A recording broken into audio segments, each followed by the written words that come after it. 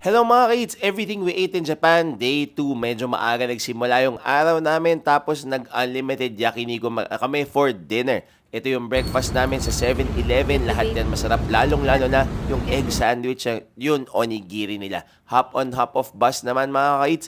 Nagpunta kami sa dalawang tourist sites at nag-soft serve ice cream kami. Masarap yung vanilla at syempre masarap din yung matcha ice cream nila. Hello dun sa Gold Leaf Temple or King Kakuji Temple mga kids.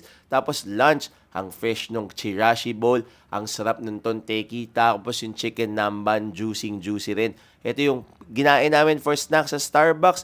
Nag-tea si Beanie, tapos waffle, nag-muffin yung kambal, at nag-sweet potato frap kami. Tapos for dinner, naparami kami ng kain dito sa Chifaja. Para siyang chain na yakiniku all you can or unlimited yakiniku.